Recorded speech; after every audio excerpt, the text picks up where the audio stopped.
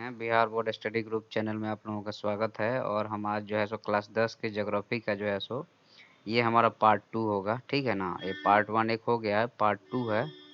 तो इसमें मेरे ख्याल से पहला वाला जो स्टार्टिंग वाला है नहीं हुआ है। तो हम भूमि चालू किए हैं, जो आपका जो है सो ग्राउंड है, लैंड है, उसको हम चालू कर दिए हैं।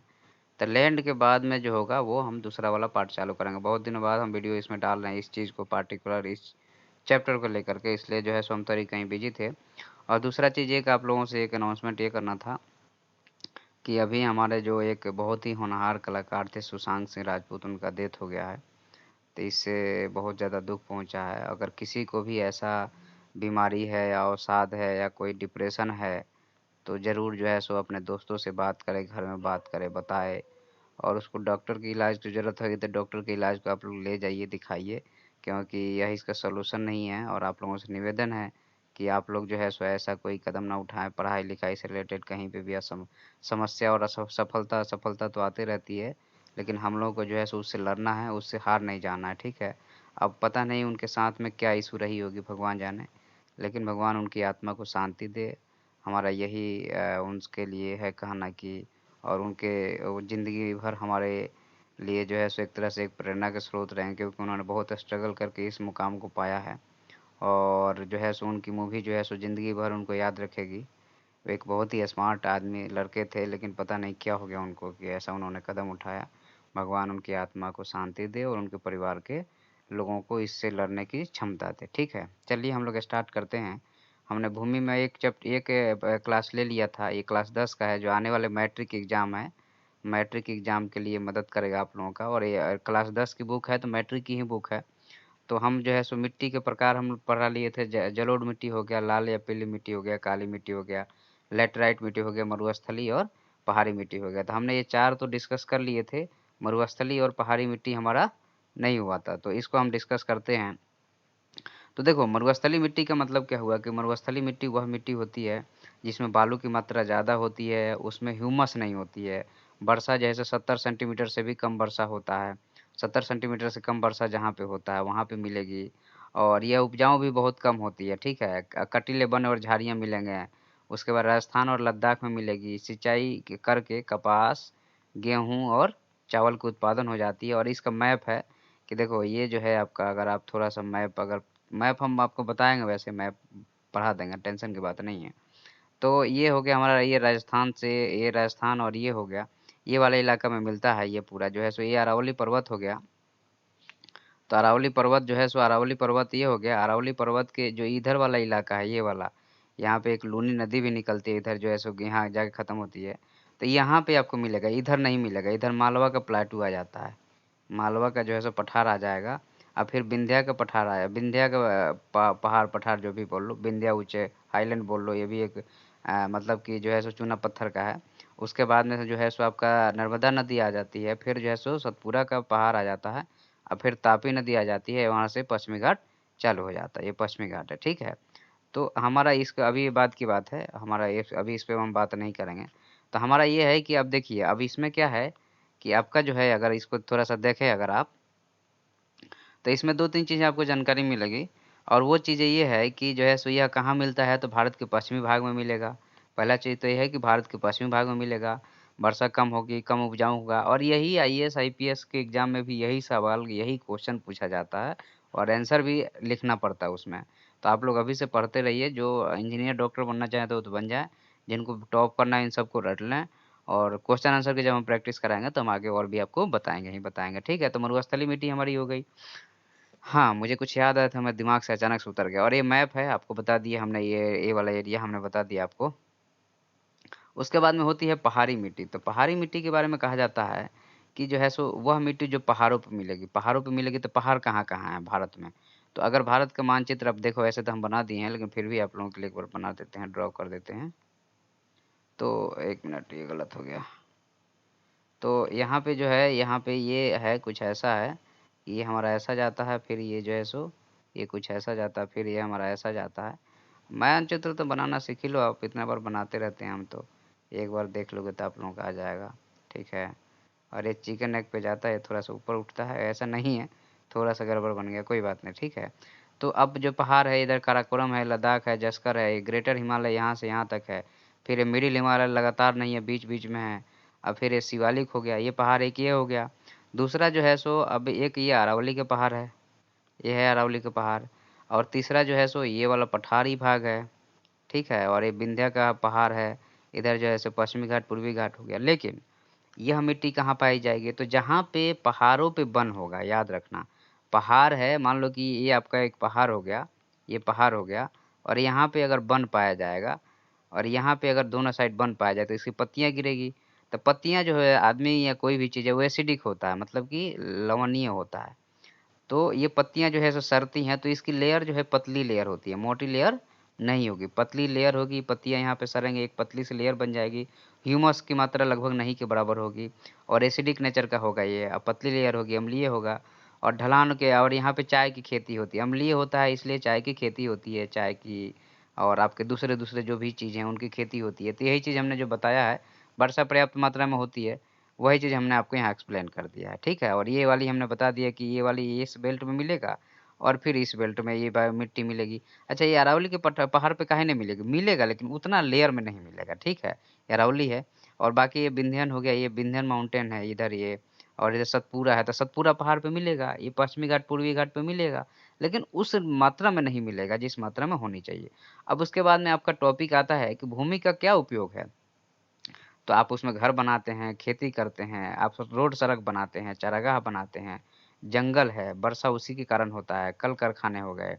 तो ये भूमि का आपका उपयोग हो गया। तो एग्जाम में अगर आ जाता है कि भूमि का उपयोग क्या है, तो आप लोग इसको लिख सकते हैं एक एक चीज़ को, कि रहने के लिए हमें घर प्रदान करती है ज़मीन, हमें खेती करने के लिए जगह प्रदान करती है, यातायात उससे रोड बनते हैं, एक एक रोड, नेशनल हाईवे ये रोड बन जाते हैं, चारागाह जहाँ पशुएं चरती हैं, जंगल हैं, जंगल के बाद कल कारखाने हैं, वर्षा है।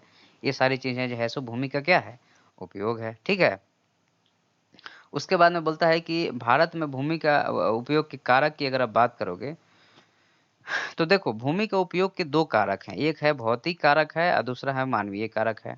तो भौतिक कारक मतलब कि भौतिक का मतलब क्या है? जैसे कहीं पर पहाड़ है, भौतिक का मतलब यही होता है पहाड़, उसकी भौतिक बनावट कैसी है उस जगह की, पहाड़ है या फिर पठार है या फिर नदी है या फिर झील है या फिर झरना है या फिर मरुस्थल है या फिर जो है सो जलोढ़ मैदान है। तो ये जगह जो है, यह डिसाइड करता है वहाँ की परिस्थिति के बारे में। अब मान लो कि पहाड़ है, ये पहाड़ है ऐसे, तो यहाँ पे यहाँ इस भूमि का क्या उपयोग होगा? आप चाय की खेती कर सकते हो। यहाँ पे कोई कल खरान लेके तो नहीं बैठा सकते हो ना, क्योंकि कल के दिन मान लो यहाँ से लैंडस्लाइड होगा, सब बहा के लेके चला जाएगा। समझ रहे हो ना? तो ये सब चीज़ों का जो है सो उसकी भौतिक संरचना के ऊपर भी डिपेंड करता है कि आप जो है सो कैसा, मतलब उसका उपयोग करना चाहते हैं। तो वही है, भौतिक हमने बता दिया कि आपका जलवायु हो गया, जलवायु भी एक कारक है जहाँ खूब वर्षा होती है। अब मानसून राग में कोई ऐसा जो है कागज़ की फैक्ट्री लेके लगा दो, तो क्या होगा? गल के खत्म हो जाएगा वो तो कागज़। पहाड़ हो गया, पठार हो गया, नदी हो गई। और इसमें जो है सो 93% जो है सो हमारी, अब एक चीज़ यहाँ जानने वाली बात है कि 93% भारत का जो ज़मीन है वह उपयोग में लाया जाता है, या उसका काउंटिंग है, जिसका एरिया 32,87,000 किलोमीटर स्क्वायर है, ठीक है। अब यहाँ पे ये है कि अब बाकी जो है सो 7% कौन-सा है? तो 7% जो है सो, अब हम लोग जैसे, आप याद करो आप लोग, जब हम लोग ज्योग्राफी में जब ये मैप बनाते हैं इधर, तो सॉरी ये गलत बन गया थोड़ा-सा। तो हम लोग क्या करते हैं, जब मैप बनाते हैं तो हम लोग कैसा बनाते हैं, इधर से ये राजस्थान है ना, ये थोड़ा-सा इधर ये पंजाब हो गया, ये जम्मू एंड कश्मीर हो गया, ठीक है? और ये नीचे आता है थोड़ा-सा, इधर जो है सो ये उत्तराखंड हो गया, हिमाचल हो गया। तो अब ये वाला जो है, तो जम्मू कश्मीर हमारे पास कहाँ से है? ये वाला हमारे पास में है। और इधर ये अक्साई चीन थोड़ा-सा ये कौन रखा है पकड़ के? तो चीन रखा है ये चीन रखा है, और ये पाकिस्तान रखा है, ये पीओके है। तो हमारे पास ये 7% जो है सो भाग कम हो जाता है, ठीक है ना? यहीं पे काराकोरम रेंज है जहाँ से 1 बोल्ट 1 रोड के जो चाइना का और इधर चल रहा है, समझ रहे हैं ना बात को? तो ये 7% कम हो जाता है। तो एग्ज़ाम में पूछता है कि जो 32,87,000 किलोमीटर स्क्वायर एरिया है, या इंटरव्यू में पूछ सकता है जब आप कॉम्पिटिशन के इंटरव्यू, वह क्या 100% है या कम है? तो वो 93 ही परसेंट है, 100% तो है ही नहीं, 100% हमारे पास ही नहीं है। समझ रहे हैं ना बात को? तो इस चीज़ का हमें ध्यान रखना है एग्ज़ाम पॉइंट ऑफ व्यू से, कॉम्पिटिटिव एग्ज़ाम में जब देते हैं तो। और इसमें से जो है सो 93% जो ज़मीन है, या फिर 32 लाख जो है सो, ये 32,87,000 है, ऐसे लिख देते हैं 32 लाख जो 87,000 किलोमीटर है, किलोमीटर स्क्वायर एरिया हो गया ना, एरिया किलोमीटर स्क्वायर रहता है। तो इसमें से 54% ही हम लोग उपयोग करते हैं। कितना उपयोग करते हैं? 54% ही हम लोग उपयोग करते हैं, ठीक है। लेकिन पंजाब और हरियाणा में जमीन का जो है सो 80% भाग जो है सो उपयोग होता है। तो पंजाब और हरियाणा में 80% कैसे उपयोग होता है? इसका क्या रीजन है?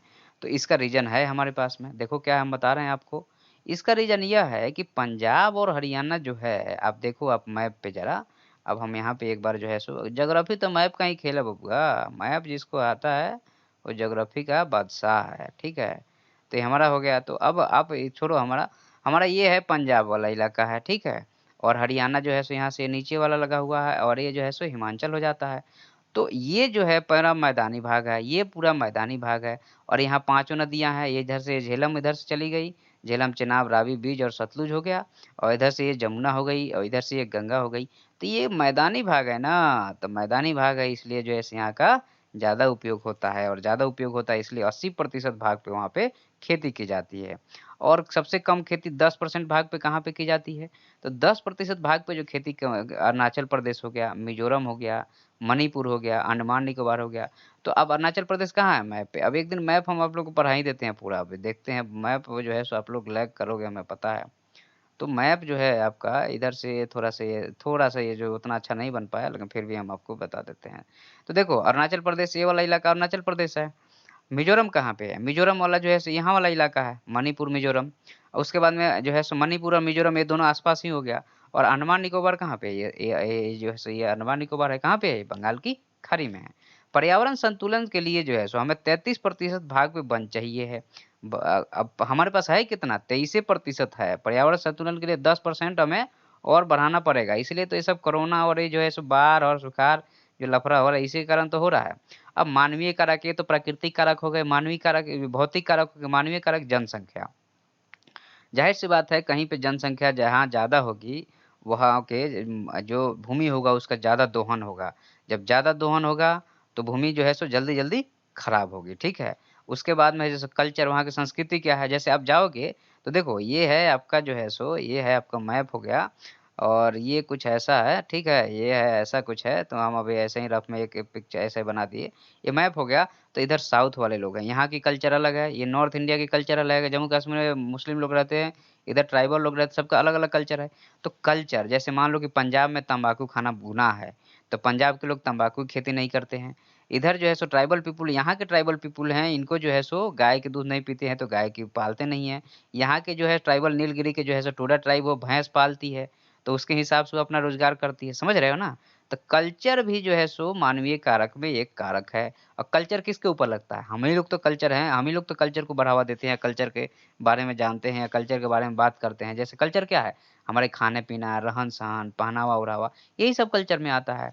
अच्छा, उसके बाद में रोड यातायात, हालांकि फिजिकल में भी आता है, लेकिन चलो ठीक है, रहन सहन कल्चर की बात कर ली हमने। पॉपुलेशन डेंसिटी, जैसे बिहार में 1,000 लोग हैं, 1,000 लोग 1 किलोमीटर स्क्वायर पे हैं। और दिल्ली में जो है सो 12,000 लोग हैं 1 किलोमीटर स्क्वायर पे, समझ रहे हो।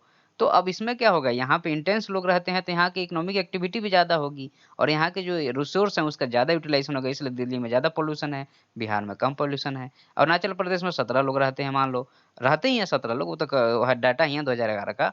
तो यहाँ पे क्या है, पॉपुलेशन बड़ा हरी भरी है, सारी बढ़िया है। लेकिन जहाँ पे ज्यादा पॉपुलेशन वहाँ पे ज्यादा सर्वनाश, जहाँ पे कम पॉपुलेशन वहाँ पे कम सर्वनाश, समझ रहे हो बात को।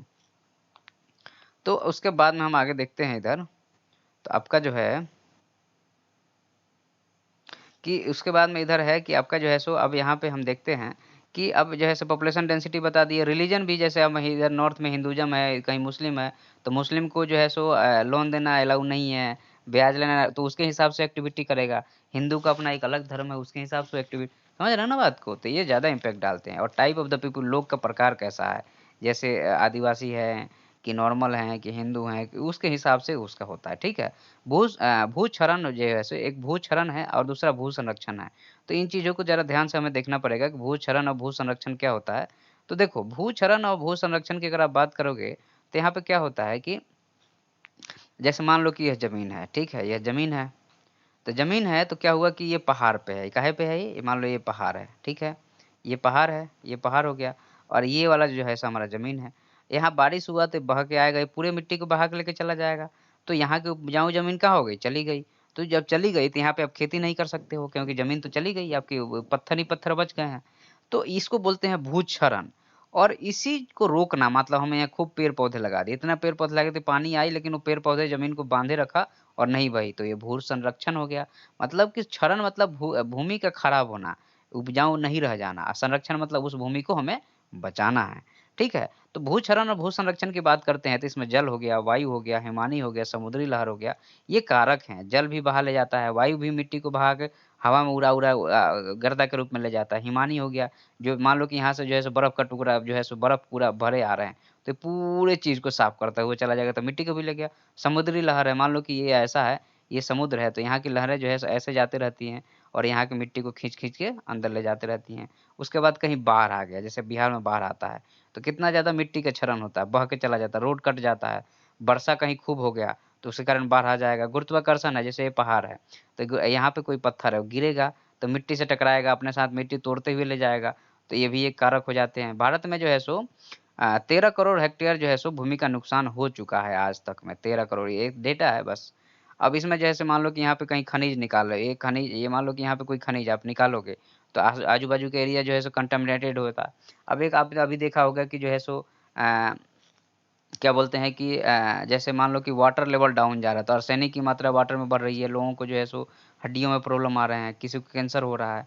और खनन के एरिया में जैसे जहाँ पे कोयला का खनन होता है, गर्दा उड़ता है, वो गिरता है, उसके साथ में मान लो कहीं पे एनटीपीसी कोई जो है सो बिजली उत्पादन केंद्र है, तो बिजली उत्पादन केंद्र में क्या होता है, जो आस जो है सो हवा में जो उड़ता है धुआँ उसके साथ में, वो जाके पूरे ज़मीन पे बिछ जाता है, तो मिट्टी की उर्वरता क्या होती है, कम हो जाती है। तो वाटर डैम बना दिया, मान लो कि ये नदी बह रही थी यहाँ से, हमने यहाँ पे एक डैम बना दिया, तो यहाँ पानी रुक जाएगी तो आजू-बाजू के एरिया क्या होगा, डूब जाएगा, तो यहाँ की मिट्टी भी बर्बाद हो गई। वाटर लॉगिंग अब साथ में मान लो कि एक नहर है तो नहर के आजू-बाजू अपना देखते हैं जैसे नहर रहता है, तो यहाँ से नाला निकला हुआ है सिंचाई के लिए, लेकिन यहाँ के जो पास वाले हैं इनके हमेशा पानी भरा रहता है, तो इनकी भूमि बर्बाद हो गई, वहाँ पे कुछ होगा ही नहीं। तो ये सब भूमि के क्षरण है मतलब खराब होना है। अब भूमि का संरक्षण क्या है? जैसे हमें पेड़-पौधे लगाना है, पेड़-पौधे लगाते हैं तो भूमि का संरक्षण होता है। पहाड़ी क्षेत्रों में जो है सो अब मान लो कि ये पहाड़ है, ठीक है? ये पहाड़ हो गया, अब तो पहाड़ पे यहाँ पे आप खेती कर रहे हो, तो आपको कैसे खेती करना है जैसे यहाँ पे बाँध बना दे एक छोटा-छोटा जो है सो वो कर देना है और इसी में ऐसे-ऐसे जुताई करना है, इसमें ऐसे-ऐसे जुताई करना है। तो क्या होगा इसको समोच्च खेती बोलते हैं, कंटूर प्लॉगिंग बोलते हैं और इससे क्या होता है जो पानी आता है, तो पानी आएगा तो पहले यहाँ फैलेगा, फिर धीरे से निकल के फिर ऐसे फैलेगा, नहीं तो क्या होगा अगर सीधे आपने ऐसे जोता, तो सीधे पानी बहते चला जाएगा, लेकिन हम लोग ऐसे जोतते हैं, अब पानी ऐसे आता है। तो पानी पहले यहाँ फैलेगा, फिर धीरे से निकल के यहाँ बहेगा, फिर यहाँ फैलेगा, फिर धीरे से निकल के यहाँ बहेगा। तो ये है उसका। उसके बाद में स्ट्रिप खेती क्या होती है? मान लो कि यहाँ पे आपने भिंडी लगा दिया, अब बीच में एक खाली जगह है, फिर यहाँ पे जो है सो आपने लौकी लगा दिया, तो यहाँ पे जो खाली जगह है, यहाँ पे आप कुछ लगाते हो तो इसको स्ट्रिप खेती बोलते हैं। तो मान लो कि यहाँ से टिड्डी आया दल, तो यहाँ पे अटैक किया, यहाँ पे इसके आगे इधर नहीं जाएगा या जाएगा भी तब तक इधर पेट भर गया या आपने भगाने का आपको व्यवस्था हो गया तो आपने भगा दिए। उसके बाद मान लो कि आपके पास बहुत ज़्यादा खरपतवार है, तो आप क्या करोगे? आपने जो है सो बीज डालने के बाद में आप उसको ढक देते हो, तो क्या होता है वो मिट्टी बची रहती है। उर्वरक और कीटनाशक का कम उपयोग करना ये ज़्यादा ज़रूरी है क्योंकि उर्वरक होगा तो कीटनाशक होगा तो जो खेत में जो मेढक है उसका ज़्यादा उत्पादन नहीं होगा। तो जो कीटे हैं उसका वो खा नहीं पाएगा, तो जब वो खा नहीं पाएगा तो कीटे बढ़ेगी तो आपका उत्पादन क्या होगा? ज़ाहिर-सी बात है कम होगा। अब पशु के अपशिष्ट को जो है सो उसमें डालना, काहे में? खेत में डालना।